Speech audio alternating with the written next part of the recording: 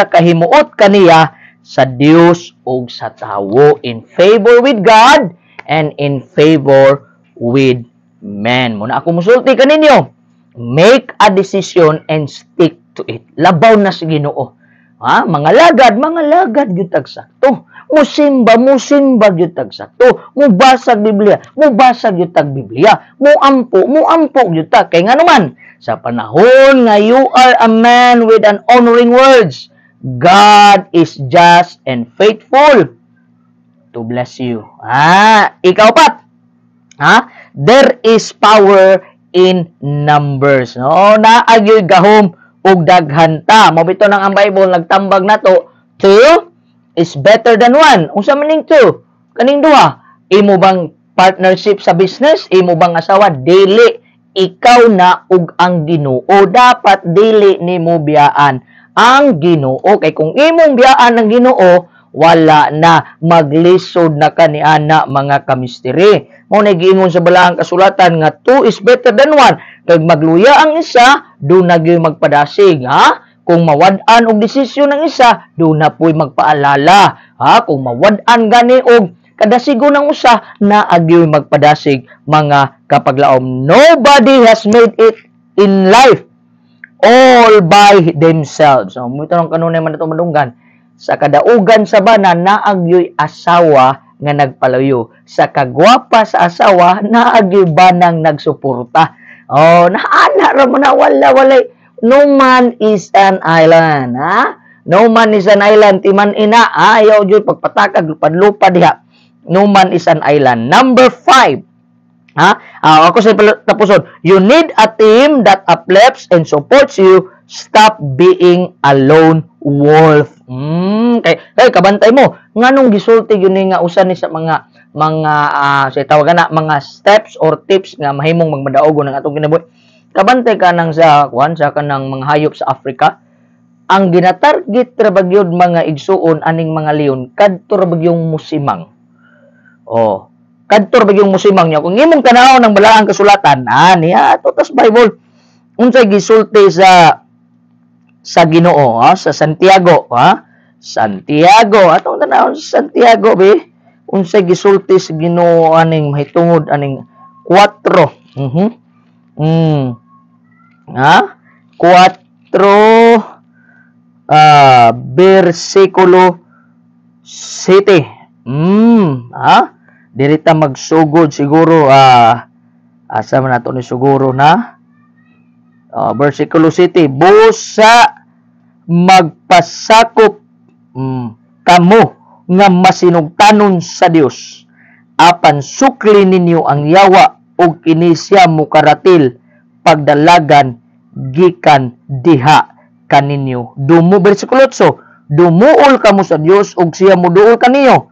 Mga makasasala, hugasi ang inyong mga kamot, mga maduwa-duwaon, putlia ang inyong mga kasing-kasing. So unsay gingon sa balaang kasulatan mga kaigsunan, ang atong Dios sa langit nagpahinumdum kanato nga kita makigkauban sa Ginoo. Kay sa panahon nga kita makigkauban, kana ra yung puntuha igsuon nga mahimo kang madaugon sa tanan nimong mga pagsulay. Do not face your battle alone. Ayaw katubangan ng imong problema nga naginusara ka. You need a God. You need Jesus to be your partner. Not your business partner, not your wife, not your husband, not your children, but you need Jesus. Kay siya ang dili maluya. He is just and faithful, full of strength, omnipresent, omniscient, omnipotent God. Monitiman-an. That's number 4. So number 4, there is power in numbers. Kanindo to Ayaw yun pag inusara. Kag mag-inusara ka, mamatay yung kang magmahay ka. Ikaw ra po'y mual sa imong lungon kay wakay kaila, wakay amigo. At least may mulubong nimo, may muhilak nimo, inig mawaha ka. Wala, di na ra magkakabayad, bati ra big kuning taong mag-inusara. Number 5, starve your distraction. Feed your focus. Pagutma ang mga nang daot nimo, pasagdi na sila diha. Pakana ang imong focus. Okay, sa gingon re, Focus on your goals instead of cheap dopamine. You will achieve anything you ever wanted. Kay kung imong pakanon, imo pa nang patulan ng mga taong di wapoy pagkabana sa muha, ganin maghatag nimo og bugas, wapo na nimo maghatag og pila pa siguro diha. Ayaw na lang na silag tagda. Kay maupaw magagsayo na. Nya mamatay kag sayo, di pag yun na mo tabang nimo, magsakit ka, di pag yun na mo tunol nimo tambal, bisag para sa sige ngon. Pagutma ang mga distraction. Unya ang ikaduha, imong pakanon ang imong mga focus. Para si Jesus ba, whatever happens sa iyang kinabuhi o sa gihimo niya, muna nga iya manggipakaon ang iyang goal. What is his goal? Ang iyang goal nga ang tanan. Kung imong basahon sa John 3 verse 17, for God did not send His Son to condemn the world, but that the world through Him might be saved. Nga ang tanan maluwas, apil ka. Giapil ka sa Ginoo sa iyang kaluwasan, usa ka sa iyang mga focus igsuon, nganong siya miantos sa tanan. Tanawa sa diyang iyang gipakaon ang iyang focus, iyang pagpakatao ning kalibutan na unsay gisulti niya sa konklusyon, it is done, it is finished. Human na, di daog siya. Muna nga kita dili na ta magpadala ng mga taong hilabtanon sa kinabuhi. Ay mo pagpadaan na kanang mga taong mga hilabtanon. Basta kay kita na atas Ginoo. Pero ikaw wa gani ka sa Ginoo nya gihilabtan ka, doble gyud ang imuha. Wa pa ka sa Ginoo nya gihilabtan pa ka, wa pa imuuban nimo, wala pili di ka. Mo na gipanganlan sa English og double dead. Ginganlan siya double dead. Number 6. Always provide value to others. There is only one secret to success, making others people lives easier in business and relationships. Providing value will keep you their first priority. Ikaw nga na negosyo, ayaw po kayo pagpakatampalasan. Sa tampalasan kay purke kay natay trabahante, ayaw, give value to your people. Muhatag tag value ba? Always provide value to others.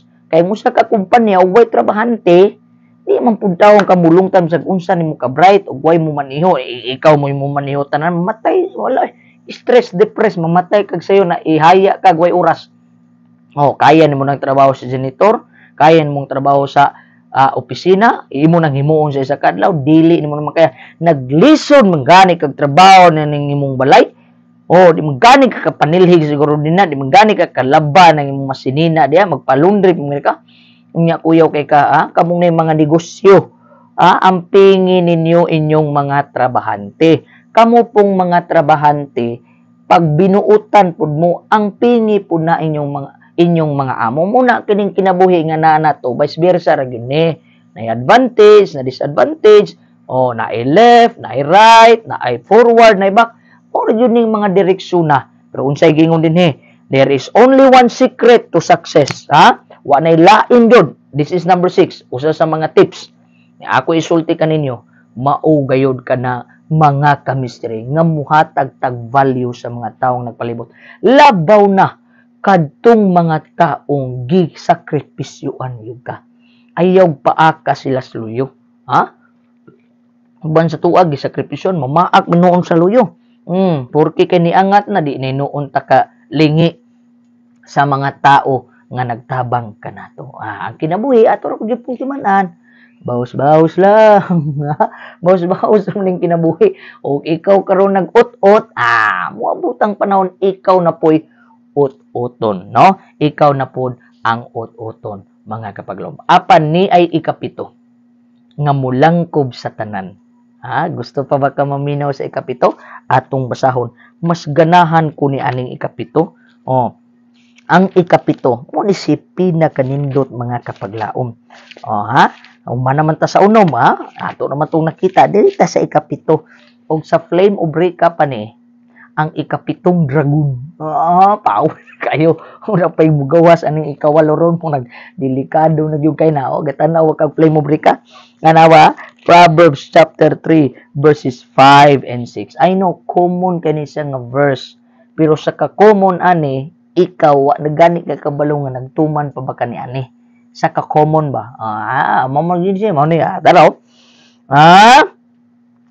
Verse 5, sumalig ka kang Jehova sa bugos, mo yung kagbugos tibuok, mong kasing-kasing ug ayaw pagsalig sa imong kaugalingong salabutan. Verse 6, sa tanan nimong mga dalan, ilha siya kaninuta.